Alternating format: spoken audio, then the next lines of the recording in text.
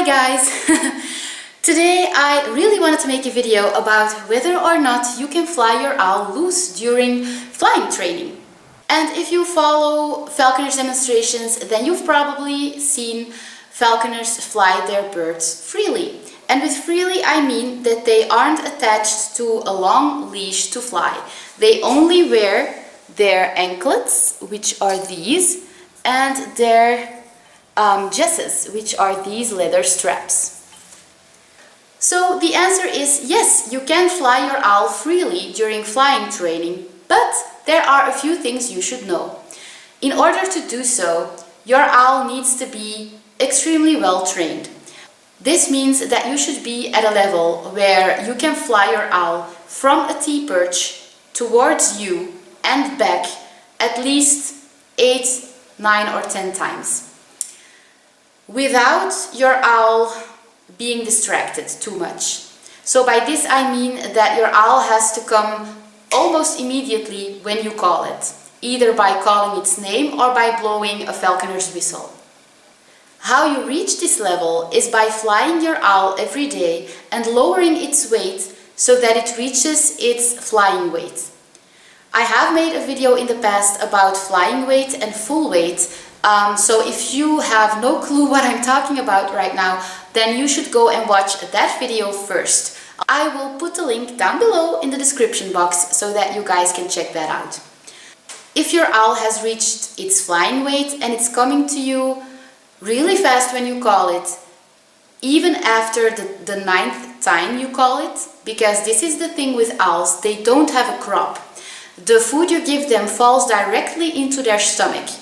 And owls only fly when they're hungry.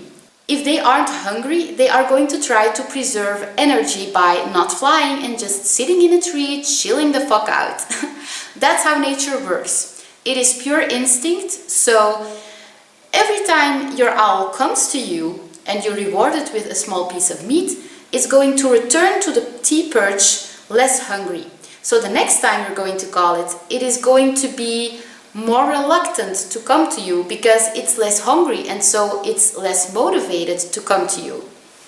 But if you are flying your owl every day and your owl has reached its flying weight, this shouldn't be a problem. After the 9th time you are calling it, it should still come. It might take a few seconds more than the first time you called it, but it shouldn't take your owl a whole minute, for example, to come to you. If your owl still needs a whole minute to obey you, then chances are very likely that your owl will fly away the moment it gets distracted. Because it's like, well, my stomach's full, see you later, alligator, and it will be like, and it's gonna be like, peace out, I'm just gonna sit in that tree right over there, I'll see you later, bye! So yeah, that's point number 1. Your owl has to be very well trained and it has to have reached its flying weight. Number 2, most falconers don't fly their owls loose without telemetry. Telemetry is basically, I don't know how to say this in English, a transmitter with which you can track your owl again if it flies away. Because if your owl does fly off and you can't find it in time, it might die because bred owls can't survive in the wild anymore. So yes, most falconers take their precautions and use telemetry so that they can always trace their owl back. Now, even if their owl flies off with the telemetry, it will still be very hard to find it. When I was following my falconer's education, my mentor asked one of his other disciples to put telemetry on and go and hide in the forest. And I swear to God, it was so hard to find the guy. And he was like playing the lost owl. So he must have been like the largest owl that I've ever seen, and still it was hell to find him. It was so hard. So owls have a great camouflage. If they go and sit in a tree, you can stand in front of the tree knowing that your owl is in there and still not see it.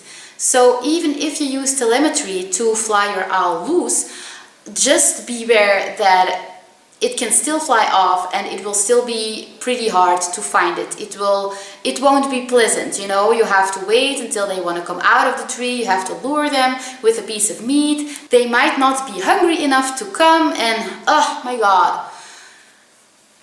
There are also falconers who fly their owls without telemetry, but I was told that those kinds of falconers just don't give a crap about their birds. A lot of people think, oh, it's a falconer with like a dozen birds, so the birds never fly away. Trust me, every falconer in the business has been through those times where his owl has flown away. This happens to even the best falconers, just to be clear. Some falconers, and those kinds of falconers are the falconers that give us other falconers a really bad name, starve their birds before demonstrations, just to be sure that their owl won't fly away and will be very obedient. Now, let me be clear, this is very wrong.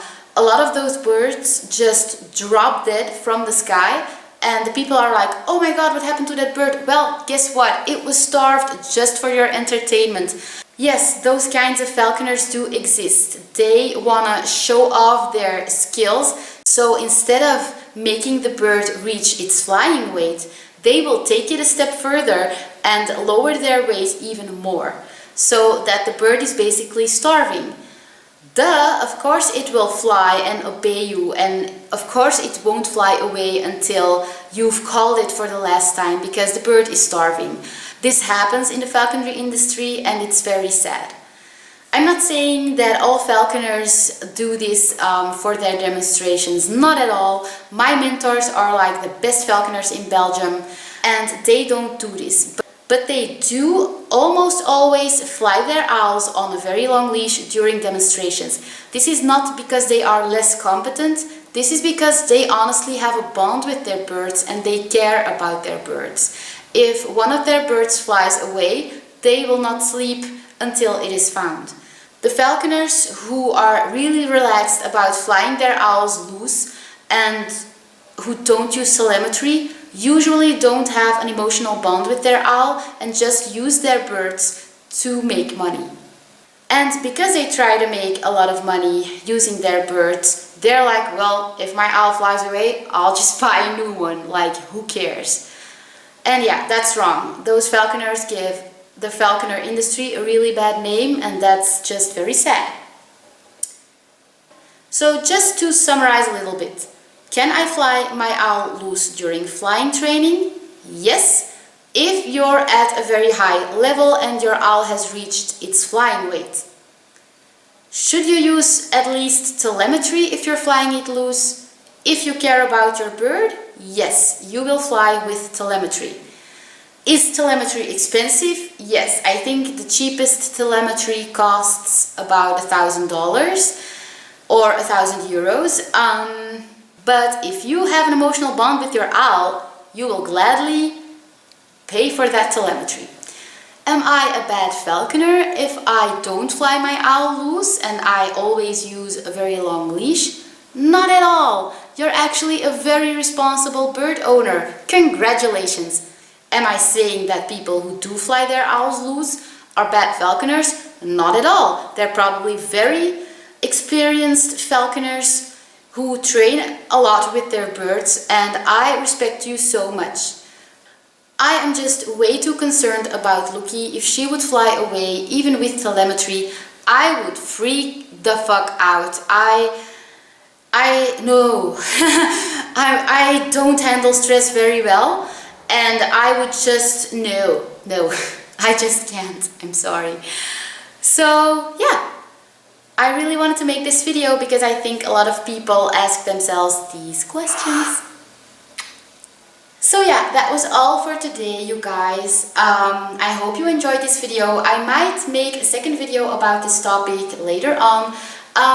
But for now, I'll see you guys later.